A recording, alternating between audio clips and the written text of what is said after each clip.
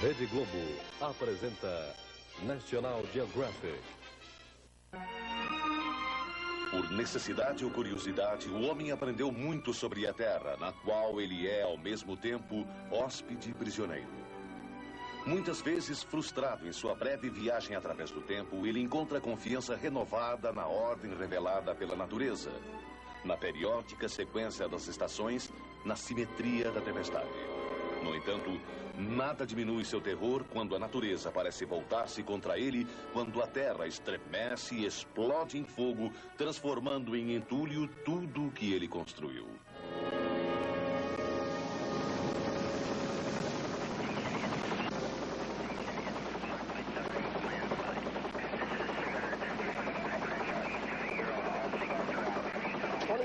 People dead, anywhere from 50,000 to 150,000 injured. Hey, if that's it, if there's a CCP there, the communication ought to go back because that dam's ready to go.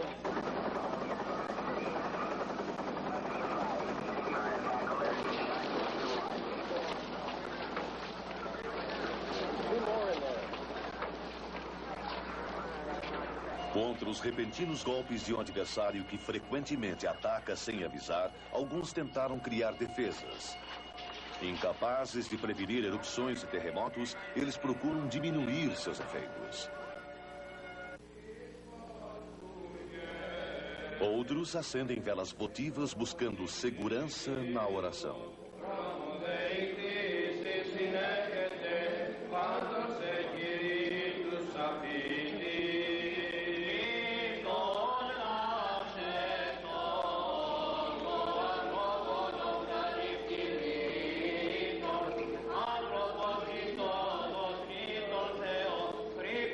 Hoje, novas velas iluminam as trevas. Instrumentos cujos raios luminosos são refletidos de objetos distantes ou captam sinais de rádio do espaço exterior para medir os menores movimentos da superfície terrestre. Agora, o homem descobriu novos conceitos sobre as forças que alteram nosso planeta. Forças que movem os continentes, deformam a fina crosta terrestre, levantam vastas cadeias de montanhas, mesmo dentro do mar.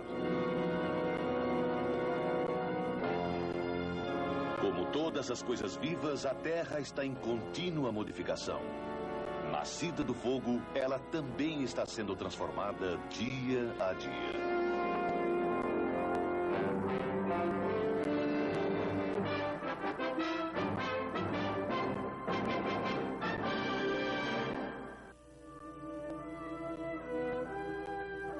Um dia isto era apenas oceano, o frio e tempestuoso Atlântico da costa sul da Islândia.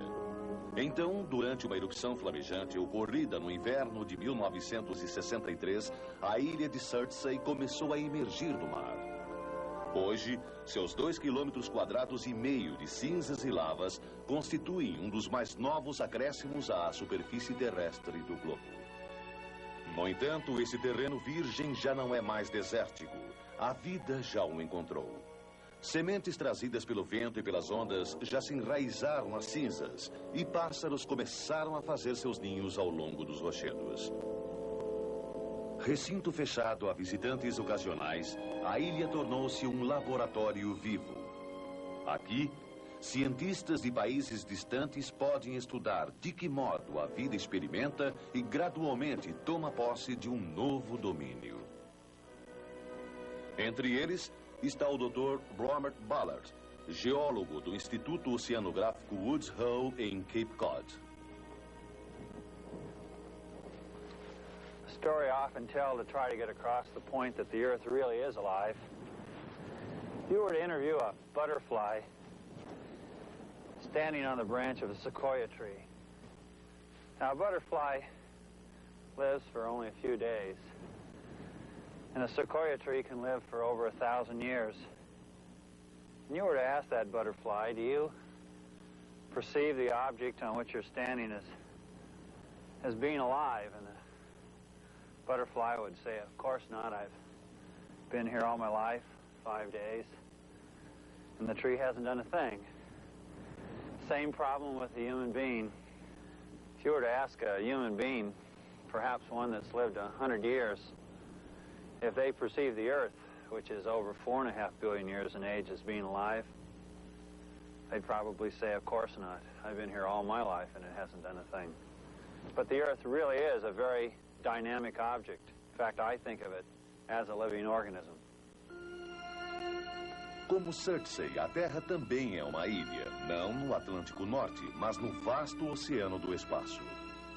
Há muito mais tempo do que o da breve experiência humana, ela também está em lenta e contínua mudança. Há cerca de 200 milhões de anos, suas massas terrestres formavam um único continente que os cientistas chamam Pangaea.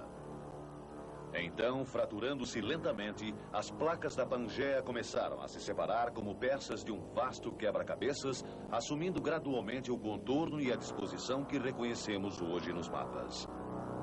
Flutuando sobre a camada semiplástica do interior ígneo da Terra, o fundo dos oceanos e os continentes que formam sua crosta ou litosfera estão em contínuo movimento. Apesar de parecerem estacionários para as populações que os habitam, os continentes movem-se 2,5 centímetros ou mais por ano. A fricção que ocorre ao longo das bordas das placas é frequentemente caracterizada por terremotos e erupções vulcânicas. Às vezes, como na falha San Andreas, na Califórnia, as placas raspam uma contra a outra num movimento oblíquo ou lateral chamado translação. É quando uma secção da falha encontra resistência, cria tensão e depois, abruptamente se solta, que acontecem os mais fortes terremotos.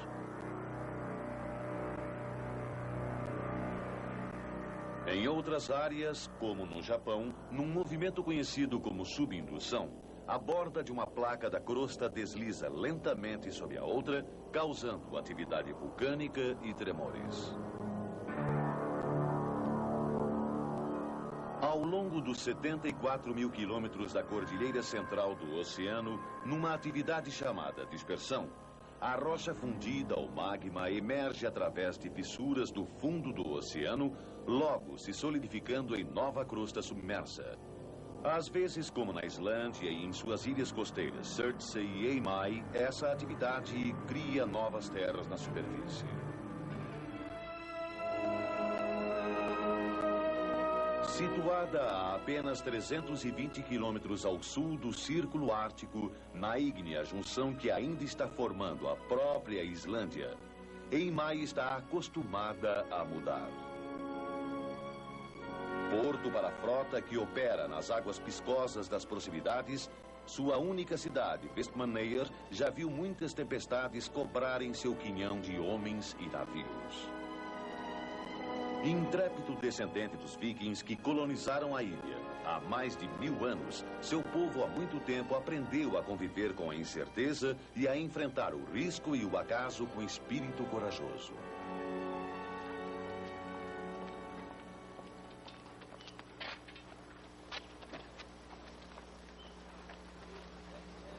A cada verão, numa tradição de longa data, toda a população deixa a cidade num feriado comunitário de 3 dias. É uma reunião que data do tempo dos vikings, quando os aldeões se reuniam para revisar a lei costumeira que regia as suas vidas. No solo gramado de uma antiga cratera vulcânica, eles levantam uma cidade de tendas onde as pessoas da cidade redescobrem-se num ambiente muito diferente.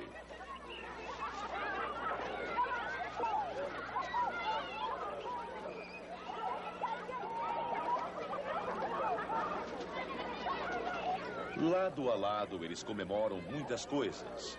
O autogoverno obtido da Dinamarca há mais de um século, a herança do seu passado viking e a sobrevivência aos perigos que algumas vezes brotam da própria terra.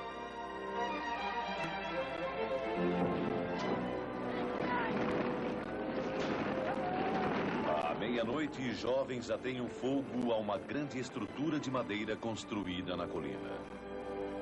Enquanto brilham contra a escuridão, as chamas provocam diferentes emoções entre os presentes.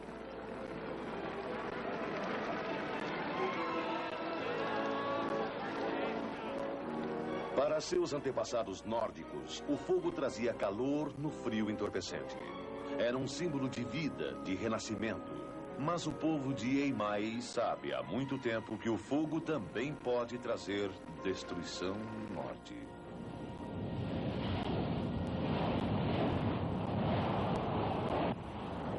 Na escuridão hibernal de janeiro de 1973, ele trouxe desgraça. Logo além do limite da cidade, uma fenda abriu-se na terra, jorrando abruptamente lava derretida e cinza a dezenas de metros de altura. Despertada de seu sono pela súbita ameaça, a maior parte da população evacuou a cidade, refugiando-se no continente próximo. Mas voluntários iriam lutar por 5 meses contra o novo vulcão, agora chamado Eldfell, Montanha de Fogo. Em uma semana, o Eldfell levantou um escuro cone fumegante de 180 metros de altura e cobriu a cidade de cinzas. Mais de uma centena de prédios foi queimada ou esmagada sob a muralha de lava que avançava.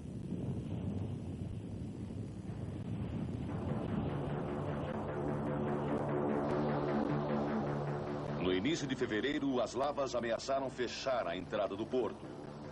Equipes de emergência lutaram desesperadamente para barrar a corrente, endurecendo as lavas com grandes jatos de água gelada do mar.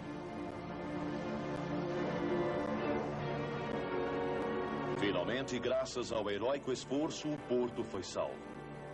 Mas como a erupção continuou nos meses seguintes, as lavas acrescentaram quase 2,5 quilômetros quadrados à superfície da ilha, enquanto grande parte da cidade ficou soterrada pelas cinzas.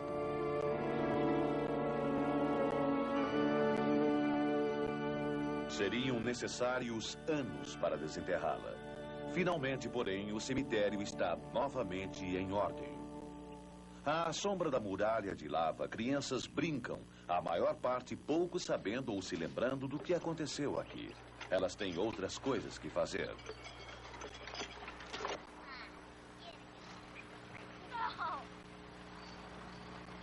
Em outros lugares da Islândia, a vida continua. À sombra dos vulcões, sempre um eterno enigma, agricultores trabalham a colheita preparando-se para o inverno que está para chegar. E mais ainda, corajosamente, os islandeses estão utilizando as mesmas forças que os ameaçam.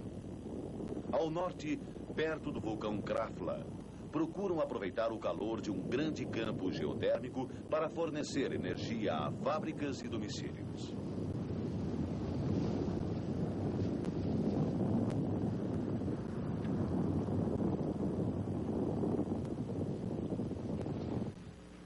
Erupções recentes têm lembrado aos islandeses a imprevisibilidade das forças que eles estão tentando usar.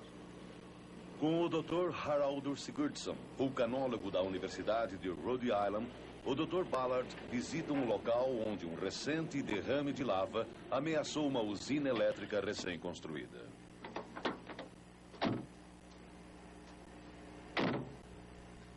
The power plant below is here. And if you look over this way, you see you can see the recent flows. Entire caldera, recent lavas. Now the flows that were, earlier this year are down there. Yes, that you can see the steam defining the fissure that's been erupting during the last 5 years and the black lava flows that have been coming out.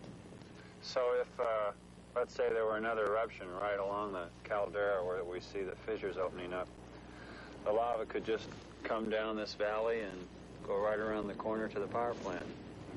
Os islandeses investiram nessa dispendiosa usina geotérmica porque a área estivera inativa por mais de 200 anos. Iniciada em 1975 como alternativa a uma hidrelétrica, a usina foi logo em seguida ameaçada por uma série de violentas erupções que levaram o fluxo de lava a uma distância de 2,5 quilômetros.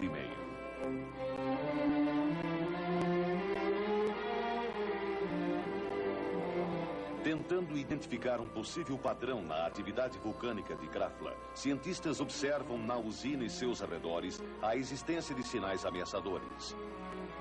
Aqui, uma das equipes monitora qualquer inclinação do terreno capaz de desequilibrar e destruir as turbinas. Em um terreno próximo à usina, ele confere diariamente sinais de atividade subterrânea, mede qualquer possível mudança no espaço entre dois canos instalados nos lados opostos de uma fissura.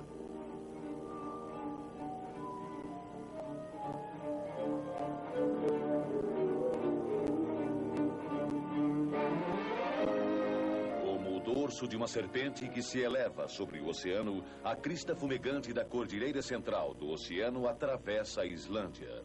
Agora Ballard e Sigurdsson visitam o local do recente derrame de lava que ainda está se resfriando. Come onto the lava.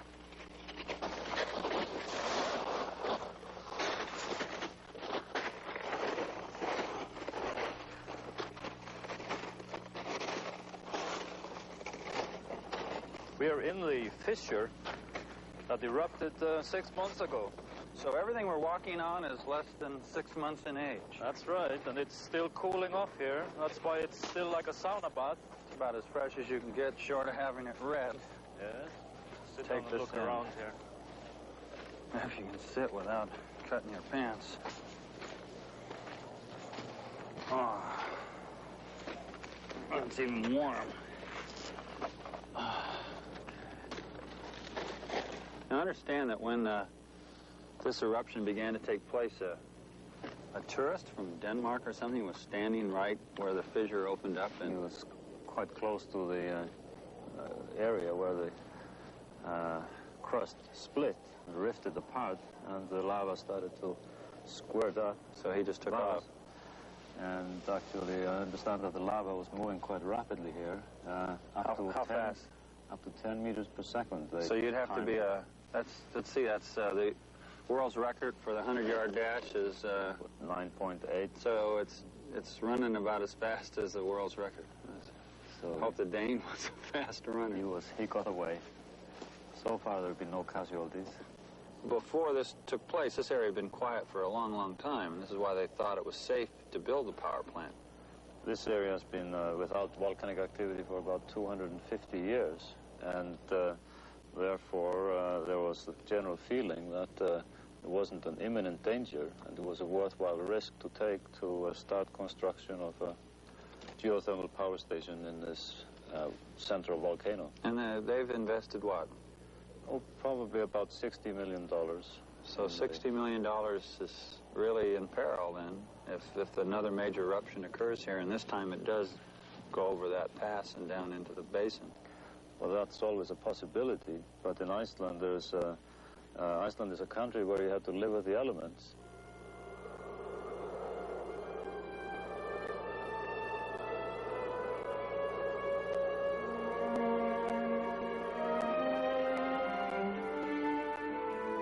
Pacientemente, os islandeses aceitam o jogo que a natureza lhes impôs. O clima frio, as impetuosas tempestades e a ameaça escondida sob seus pés. Ao mesmo tempo que observam cautelosamente o gigante perigoso que criou a própria ilha em que vivem, usam seu calor para aquecer cidades e lares, até as estufas. Uma espécie de compensação pelos riscos que suportam filosoficamente. Na escuridão do inverno, obtêm a luz das profundezas subterrâneas. Aquecidos pela fornalha oculta na própria terra, vegetais amadurecem em pleno frio ártico. Ao sopro ardente do vulcão, flores desabrocham.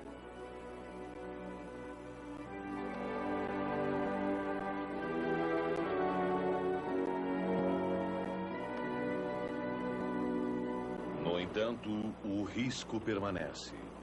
Menos de um ano após as erupções haverem ameaçado a usina, Sigurdsson voltou a Krafla quando o gigante inquieto agitou-se e se tornou ativo. Mais uma vez, o fluxo de lava chegou a menos de 2.400 metros das turbinas elétricas.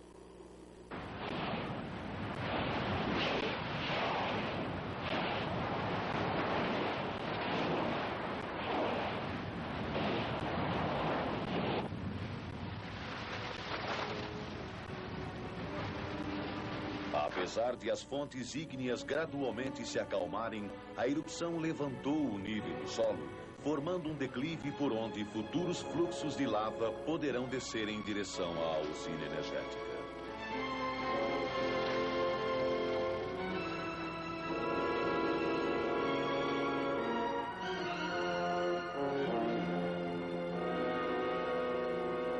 Agora a instalação de Krafla está segura, mas os islandeses sabem que a qualquer momento podem ter que pagar o preço por viverem à borda da criação.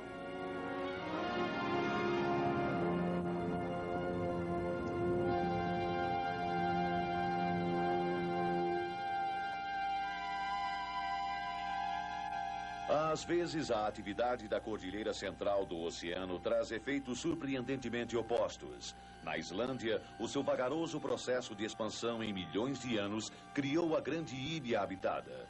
Muito mais longe, no rumo sudeste, ao longo dos quase 4.000 quilômetros do sulco do Vale da Grande Fratura da África, a atividade de dispersão está abrindo vagarosa, mas inexoravelmente, o coração de um continente. Em tempo mensurável, a África Oriental será separada do continente e esta poeirenta paisagem desértica será o fundo de um oceano.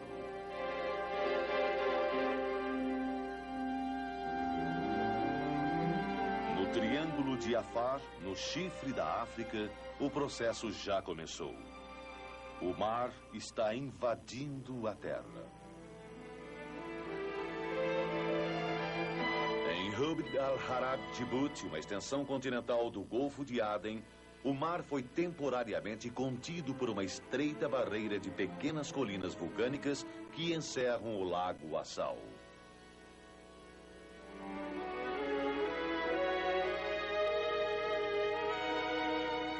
Mas quando o magma infiltrar-se pelas fissuras da crosta terrestre e a brecha de cerca de 11 quilômetros se alargar e afundar, o mar inevitavelmente penetrará nas terras baixas mais além. Já a água salgada de Rub al-Harab começou a abrir seu caminho através de fendas e canais subterrâneos, sofrendo substancial alteração química ao penetrar nas camadas inferiores de rochas aquecidas.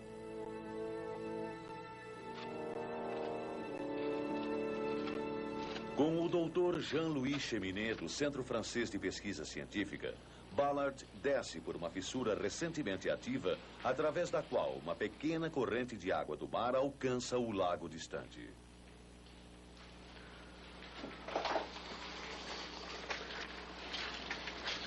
So this is the sea coming in, right? Yeah, by a system of fissure, yeah. But this is where the water that we see on the other side of the rift going into Lake Assal originates from? Yes.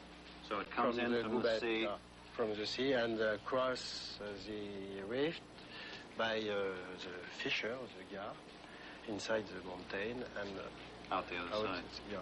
Now, was this fissure in existence in 1978? Yes, yes. It just widened? Just widened. Because just a lot of these rocks look just perched, as if they're ready to come down. Now. Yes, and the car here, just near. Right. Well, we should move the car.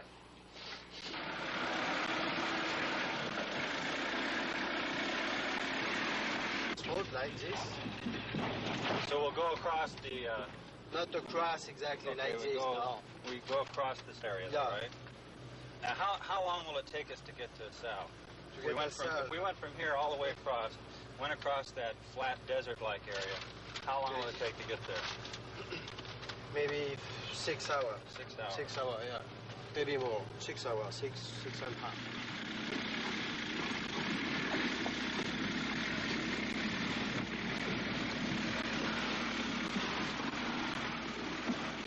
Sob um calor tórrido que chega a 50 graus, a água aqui no Vale da Fratura fica muitas vezes reduzida a uma salmoura cáustica. I'm standing 500 feet below sea level, near the shore at Lake Assal. The ocean is only 6 miles away. If it weren't for these young lava flows filling the valley floor, I'd be underwater right now. In fact, the ocean's trying to do that. As rifting develops in the valley, these deep fissures start to form. This lets water travel beneath the valley, through the fissures, and it can enter Lake Assal along this outlet. In fact, there's several of them in the valley. At the present moment, it's so hot that most of the seawater that comes in evaporates, leaving the salt behind. But as rifting continues, more and more water will pour through these fissure systems until the sea claims this entire area as the ocean penetrates deeper and deeper into the continent of Africa.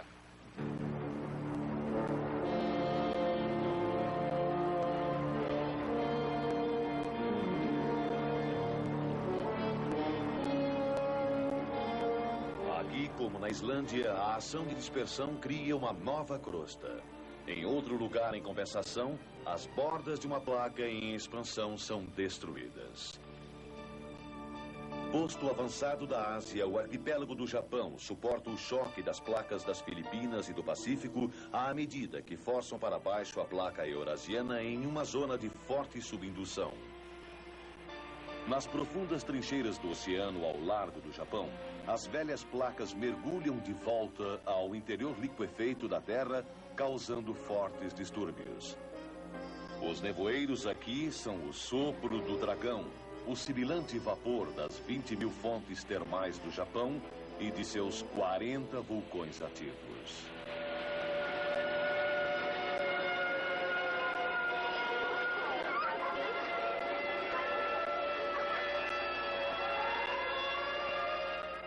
Com uma longa história de terremotos destruidores, o Japão iniciou um esforço maciço visando preparar-se para o futuro. Na prefeitura de Shizuoka, perto de Tóquio, escolares aprendem a ler, escrever e as formas de salvar suas vidas em caso de catástrofe.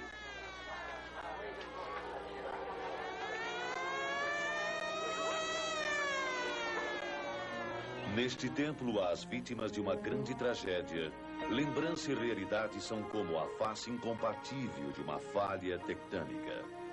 Aqui, sobreviventes vêm testemunhar novamente o dia em que o mundo acabou e procurar rostos que só existem nos sonhos dos velhos. Pouco antes do meio-dia de sábado, 1º de setembro de 1923, um terremoto registrando 7,9 na escala Richter atingiu Tóquio, sacudindo a terra por 5 longos minutos. Incendiada por brasas saídas dos fogões contra paredes de papel e esteiras de palha, a cidade explodiu em chamas. Fugindo pelas ruas, as pessoas convergiram para o rio. Vindos de margens opostas, refugiados iniciaram a travessia das pontes de madeira, conseguindo apenas se encontrar frente a frente a meio caminho. Rodeada por muralhas de fogo sem saída, a massa fugitiva estava trancada em pânico e caos.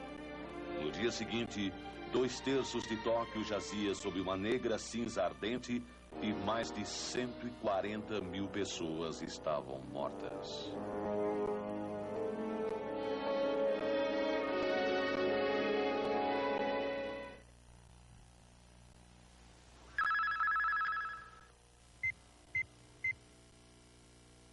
Ajude a coroar a democracia. Colabore com a Frente Parlamentarista Monárquica. Para contribuir com 100 mil cruzeiros, ligue 0800 100 100. Para doar 500 mil cruzeiros, ligue 0800 100 500. E para doar 1 milhão de cruzeiros, ligue 0800 101 000. Sua doação será incluída na próxima conta telefônica e poderá ser abatida do seu imposto de renda. Disque Monarquia. Vambora amar, embora mais eu. Vambora amar, embora mais eu. Vambora amar, embora mais eu. Eu só sei viver, eu só sei transar. Com amor, com amor. Ah, e tá gostoso, e tá gostoso. E tá gostoso, e ralo pinto, e ralo pinto. O som tropical do Brasil. Em discos, fitas e compact disc Som Livre. Ciência e Ecologia na manhã de domingo. 7h30 no Globo Ciência, a alta tecnologia para redesenhar o novo mapa mundi. E 8 da manhã no Globo Ecologia, a Ilha de Paquetá. Na Baía de Guanabara, o cenário de um dos mais conhecidos romances da literatura brasileira sofre com a destruição de suas praias e áreas verdes. Globo Ciência e Globo Ecologia, juntos na manhã de domingo a partir de 7h30 da manhã. Acontecendo.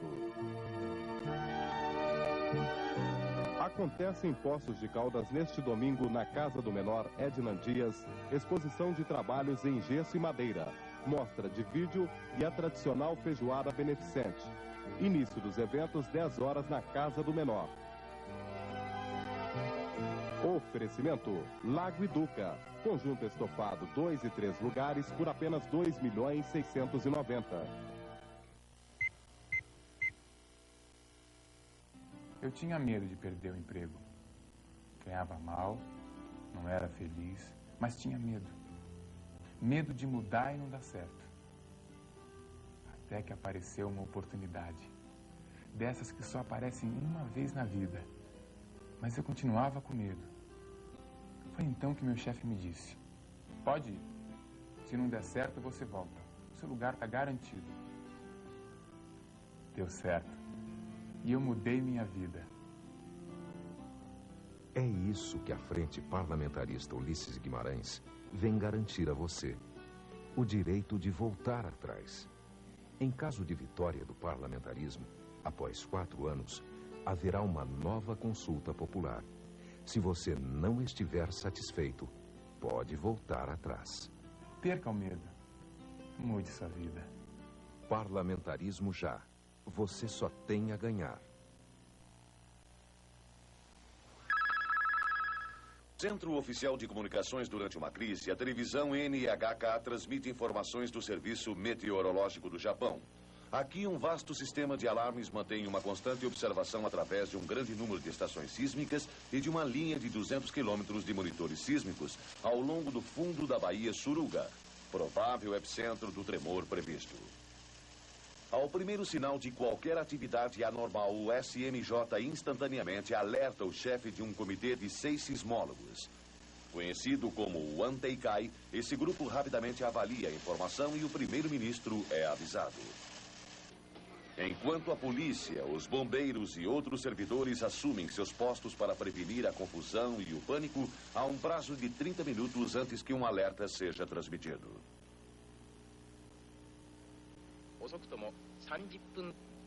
Cada uma das cidades da região de Tokai tem um plano municipal de emergência e a maior parte das pessoas está treinada para agir com precisão após tal alerta. Desligando o gás e a eletricidade, os cidadãos protegem portas e armários. Em seguida, pegam o seu equipamento para terremoto e juntam-se ao êxodo geral através de caminhos de fuga pré-determinados.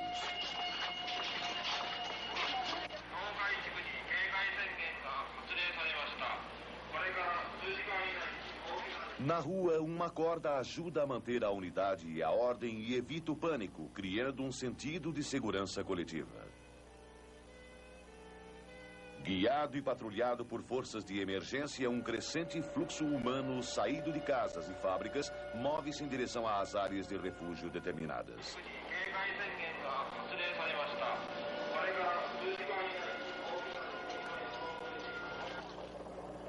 Para escapar da onda marítima gigante ou tsunami que frequentemente se segue a um tremor, os barcos rumam para o mar.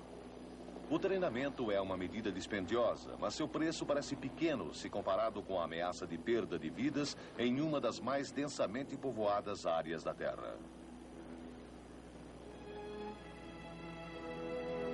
Em direção a leste, cruzando o oceano, este oásis à sombra de árvores perto do deserto Mojave, na Califórnia, oferece um abrigo ilusório. Como as caldeiras termais do Japão, ele também faz parte do Anel de Fogo, que circunda o Pacífico. Aqui, ao longo dos 1.100 quilômetros da falha San Andreas, a placa pacífica atrita-se lentamente em direção ao norte contra a placa norte-americana, algumas vezes oferecendo resistência, criando tensão e então, repentinamente, aliviando-a no tremor. Exposta como uma cicatriz nua que cruza a planície Carrizo perto de Los Angeles, ou agradavelmente disfarçada sob uma colina verdejante e uma cadeia de lagos de depressão perto de São Francisco, a falha estende-se como uma tensa linha de perigo entre os dois centros mais densamente povoados do estado. No passado, cada uma dessas cidades sentiu sua força. Hoje, a fabulosa porta para a corrida do ouro, com suas colinas coroadas pelos magníficos palácios dos magnatas da mineração e das ferrovias, São Francisco eleva-se sobre um deslumbrante conjunto de arranha-céus ao longo do seu embarcadouro, ousada prova de uma cidade que se recusou a morrer. O doutor Ballard evoca uma certa manhã fatídica do início do século. On the 18th of April, 1906, the San Andreas Fault suddenly snapped. The city of San Francisco felt the brunt of the blow. Some 700 people were killed and most of the city was destroyed by fire. Today, people think of it as an event found in history books. Yet to geologists, the fault is very much alive. We are monitoring the fault system, attempting to understand its behavior and predict its next move. One thing we do know, we will experience another earthquake like that of 1906. It's just a matter of time. This map shows the major faults in the Bay Area, and the one that we're most concerned about here is the San Andreas Fault that's running up the peninsula. The map is fairly detailed, and we could probably find your street here. Ao sul da cidade, abaixo dos pequenos lagos de depressão que indicam a falha, cidadãos como a família de James e Susan Morris começam a se preparar para o tremor previsto. You're located in what's classified as very strong earthquake intensity. It's it's classified as very strong. The reason being is your proximity to the fault line. You're fairly close to the San Andreas Fault. You're about 4 miles from it. Let's take a look at the sill here. You can see that the sill is running around the foundation of the home. What we're checking for here is to make sure we have anchor bolts running through that sill there into the foundation. How can you tell? Well, you'll see a bolt, and it will be right on top of the sill itself. And there aren't any? And there aren't any bolts. Okay. Well, the valve that you want to turn off is this, coming right out of the ground directly. It's the first valve we come to. Now let's just pretend that an earthquake happens, okay? It's late at night, Mom's put you to bed, and then all of a sudden an earthquake happens and things start to shake in the room. What are you going to do real quick? Really quick. Very good. That's great. We haven't always lived in California. And frankly, the more I heard about earthquakes, the more terrified I got. And it occurred to me that we had no idea what to do if one occurred. We didn't know whether the house was safe. So that's why we called Dave Hedman to bring him in and have him look at the house. But it's clear from his inspection and from just thinking about it a little bit that we are not able, as a family even, to do everything that's going to be involved if a major earthquake occurs. And that's one of the reasons that we're calling this meeting today, because regardless of how independent you like to think of yourself as being, you are going to be dependent on your neighbor. For this particular neighborhood is trying to find out what resources we have together that might be helpful in the event of a disaster.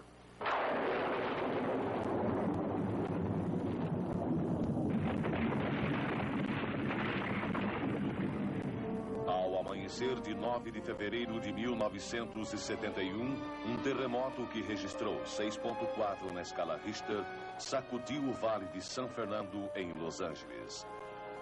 Torcendo trilhos, destruindo viadutos, ele espalhou destruição pela paisagem da cidade como se fosse a mão de um gigante zangado.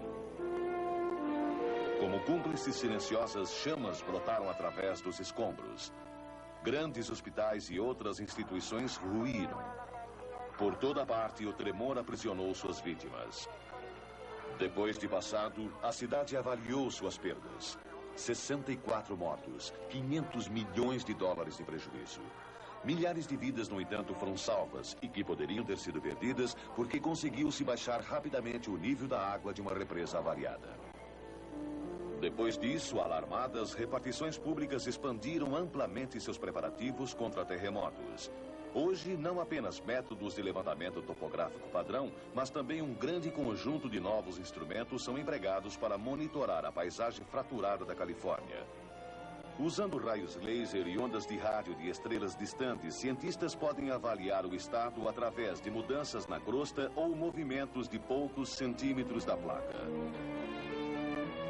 Ao longo da San Andreas, uma rede de aparelhos sísmicos registra mudanças locais na liberação de gás radioativo dos estratos rochosos, repentinas quedas do nível da água dos poços, variações na gravidade ou no campo magnético da Terra. Outros medidores detectam o menor movimento bem abaixo da superfície, medem a tensão em uma secção entravada da falha. Como a família Morris, o estado da Califórnia também está verificando seu porão, sobre o qual vivem 24 milhões de pessoas. Com o auxílio de centenas de instrumentos espalhados por toda a extensão do estado, registros contínuos fluem para centros de computação específicos para os setores do sul e do norte. No Centro de Levantamento Geológico dos Estados Unidos, em Menlo Park, informações amplamente diversificadas são correlacionadas e condensadas para fornecer um resumo da atividade sísmica a cada mês. Tal como especialistas tentando interpretar um código inimigo ou decifrar uma linguagem perdida, cientistas estão tentando identificar um significado consistente de todos os sinais emanados da Terra. Apesar de a San Andreas continuar sendo um enigma, uma silenciosa ameaça de devastação em potencial, a sofisticação tecnológica está aproximando cada vez mais o momento em que o homem será capaz de prever terremotos com razoável precisão e certeza. Os cientistas sabem que a previsão é a maior defesa contra a catástrofe.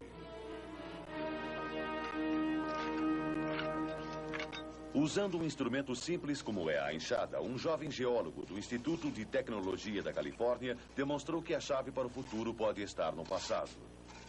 Em escavações ao longo da falha em Pallet Creek, perto de Mojave, o Dr. Carey C. descobriu um padrão de repetição dos tremores californianos centenas de anos antes de qualquer história conhecida na região.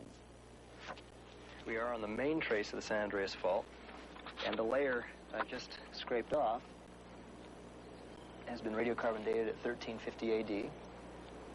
The layer right above it, which has the beautiful orange color here and here, has a radiocarbon date near its top of about 1560 AD, or about the time Michelangelo was painting the Sistine Chapel.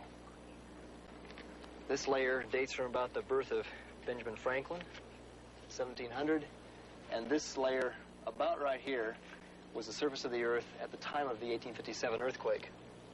Now, this is the main trace of the San Andreas Fault, running up through these layers, up through about to here. Here's the 1350 AD layer, broken by the fault trace, coming up through the 1560 AD layer, here.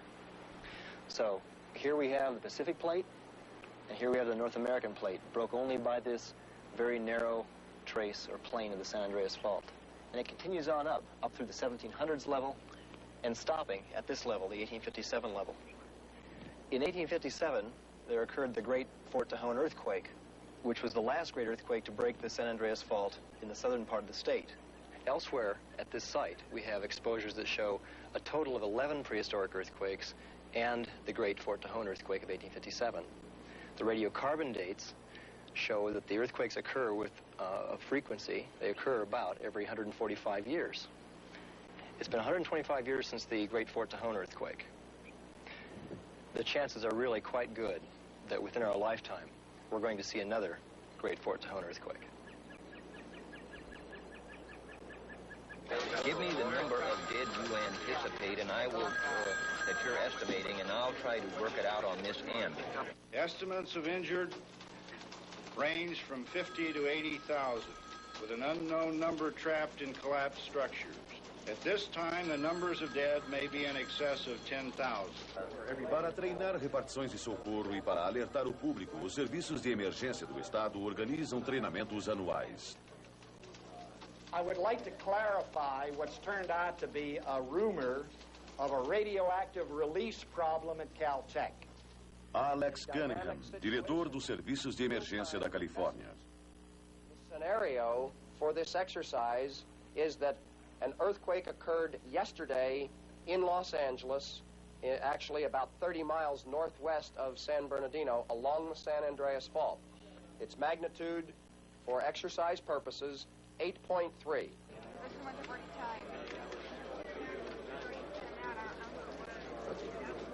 And believe me, we are very selective at the state level on using Guard resources, and I recommend strongly now. I can't handle a delicate issue like this on the phone. I recommend very strongly that if you want the Guard for this, that you're going to have to come through bureaucratically. We need to have an update as of this time on the number of injuries and deaths, please. All the hospital beds in Northern County appear to be down. Southern County looks like they're in pretty good shape, but they've got a needs assessment team. Will be back in a half an hour and give us all the figures. Hold on a second. We got to do anything with it. Okay, we got to get this together. The state of California is very well prepared to handle a moderate earthquake, and the citizens who have been through these kind of quakes are reasonably well prepared. But when we talk about a catastrophic earthquake, something in the area of an 8 or an 8.3, no level of government, and particularly the individual citizens, are prepared for such an event. It's no longer a question of if the big earthquake is coming. It's simply a matter of when. Scientists are telling us, because of recent seismic activity and other phenomena, other scientific data, that the great earthquake will strike in Southern California sometime in the next 30 years.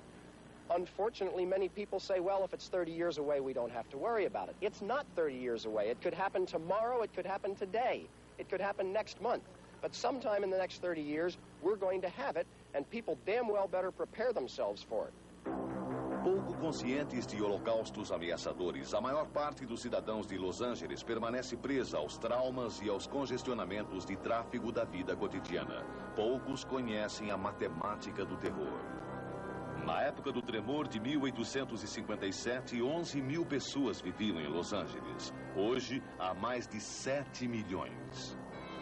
Muitos se lembram do impacto do tremor de São Fernando, mas o terremoto de 8.3 que os cientistas preveem agora será um choque 800 vezes mais forte. Uma catástrofe natural sem precedentes na história americana.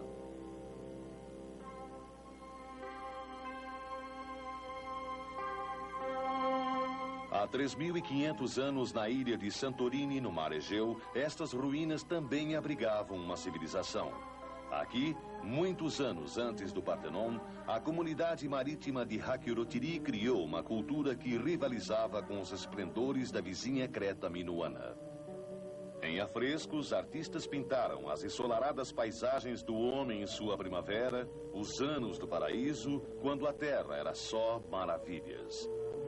Sobre as paredes estavam espelhadas as tarefas diárias e os prazeres de um pequeno mundo no qual as ações mais simples da vida cotidiana tinham um significado e até mesmo os deuses se comportavam como vizinhos barulhentos. Pelo vasto oceano, marinheiros de regresso traziam estranhos presentes e criaturas de sombrias terras distantes, histórias de odisseias de um mundo ainda novo. Hoje, eles não existem mais, desaparecidos repentinamente numa grande catástrofe. Tudo o que resta é uma civilização meio escavada, algumas ânforas dispostas ordenadamente, vida e morte arquivadas em um catálogo. Um dos cientistas que procura decifrar o quebra-cabeças do passado, Dr. Christos Doumas, da Universidade de Atenas, conduz o Dr. Ballard através dos restos de uma cidade que morreu 35 séculos atrás. This is an ancient street leading to the Triangle Square, flanked on the left by the building Delta and on the right by the West House. Now, here is where you found the frescoes. Yes, we found frescoes and other things which show that we are discovering here a very highly civilized society of the Bronze Age. The houses are individual, surrounded by streets. There are several stories, as you see, and we have indoor plumbing connected directly with the drainage system of the street. So you had a society of individual families living together. And every house was an entity by itself.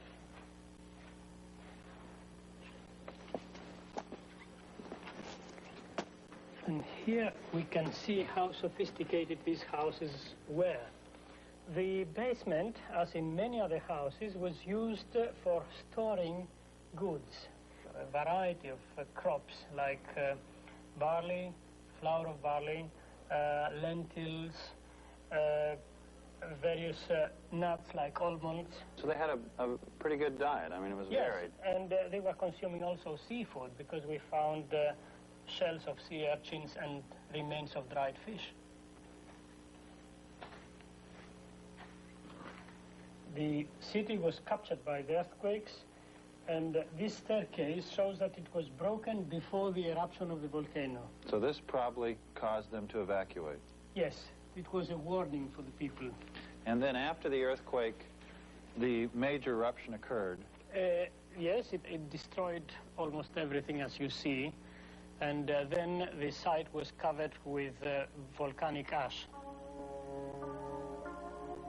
Antes dos grandes tremores de alerta, Hakirotiri se localizava no flanco de uma ilha escarpada e íngreme, inconsciente de que quilômetros abaixo a crosta terrestre estava em movimento.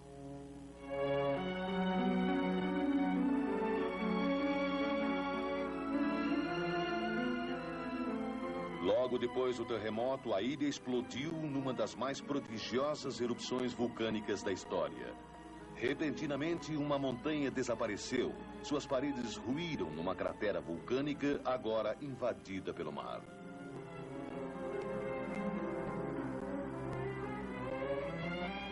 Uma vasta nuvem cauterizante de pedra-pome e cinza soterrou Hakirotiri e encapelou o Mediterrâneo com um impacto que a história ainda está avaliando.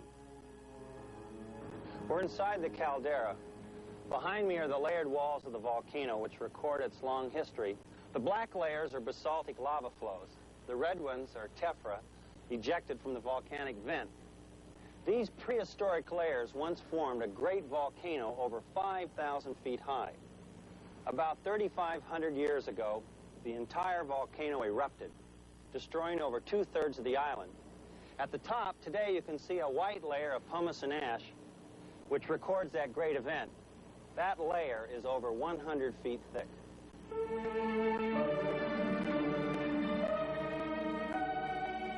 Seres humanos ainda se agarram às estreitas bordas dos penhascos que agora rodeiam o vazio. Hoje, alguns milhares de ilhéus vivem nas alturas e pescam ou colhem esponjas no fundo da cratera. Trilhas íngremes ligam-nos aos portos, através dos quais chegam suprimentos, em grande parte água fresca e visitantes ocasionais.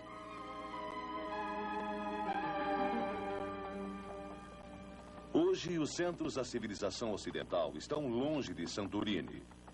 Isolada dos rumores e alarmes de um mundo maior, ela adotou a maneira de viver das aldeias.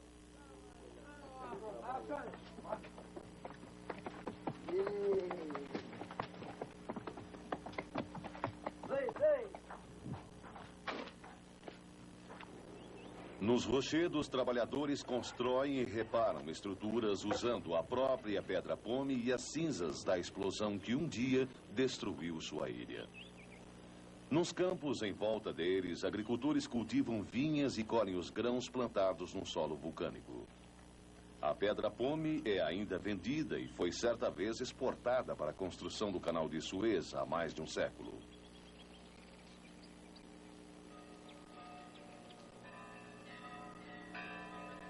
Intermitentemente, fortes tremores ainda sacodem a ilha, mas as viúvas de Santorini permanecem símbolos solitários da tenacidade pela qual a vida persevera.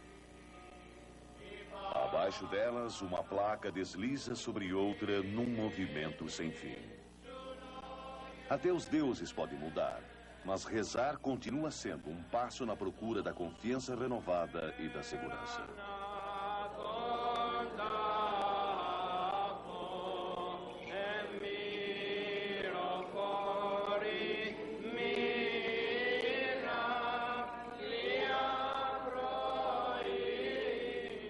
Na Sexta-feira Santa, devotos são cercados por afrescos que descrevem não as alegrias da vida, mas seus trágicos encargos. Mas para os devotos ilhéus, a fé mantém uma esperança triunfante. Vinda das sombras da morte, a vida renasce numa chama passada de vela em vela.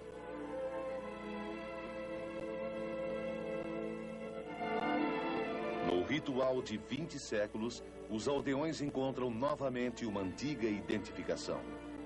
Na história pascal da ressurreição, eles contam sua própria história.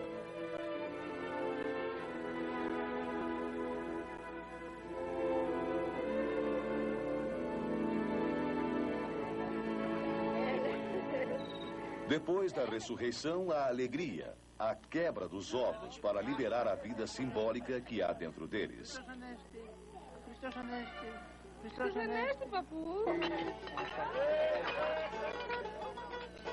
Por toda a ilha, depois de 40 dias de jejum, os aldeões festejam e dançam.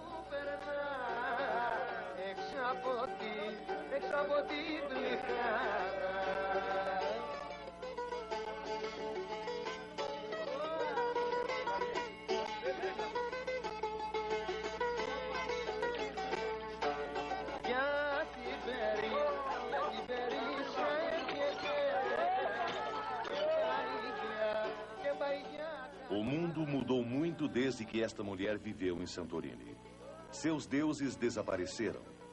As ruas pelas quais ela andou agora terminam em muralhas de cinza. No entanto, nestes ritmos vitais, ela poderia ouvir ecos de um outro tempo, os refrões de sua terra. Imperceptível às gerações, a mudança continua em direção a um futuro que os computadores da ciência já começaram a delinear. Pela sua deriva crescente, a África, movendo-se como os ponteiros do relógio, fechará o Mediterrâneo e colidirá com o sul da Europa, levantando novas cordilheiras de montanhas como um tapete enrugado.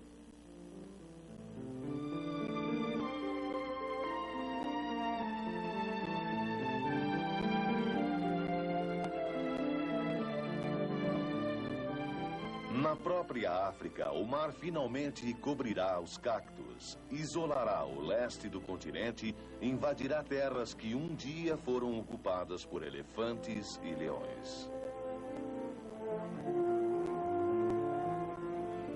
Nas Américas, como em toda parte, a vida será radicalmente alterada.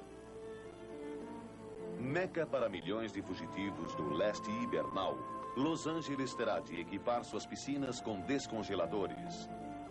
Situada na borda da placa pacífica, a área move-se sem parar em direção ao Alasca, à razão de 5 ou 7 centímetros por ano. Daqui a 10 milhões de anos, São Francisco descobrirá que, de repente, sua desprezada rival do sul tornou-se um subúrbio.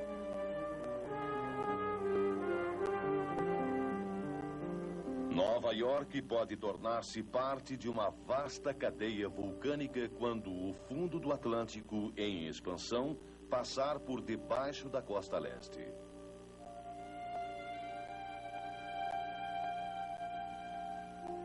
Comparado com a história da Terra, o tempo de ocupação do homem tem sido estonteante e breve. Em 10 mil anos, ele criou uma linguagem, construiu catedrais, inventou os meios para destruir a vida na Terra.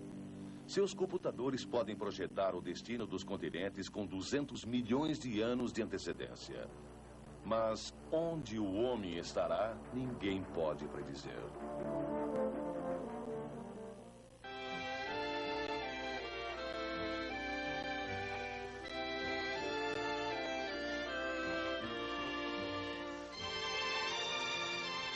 Rede Globo apresentou National Geographic.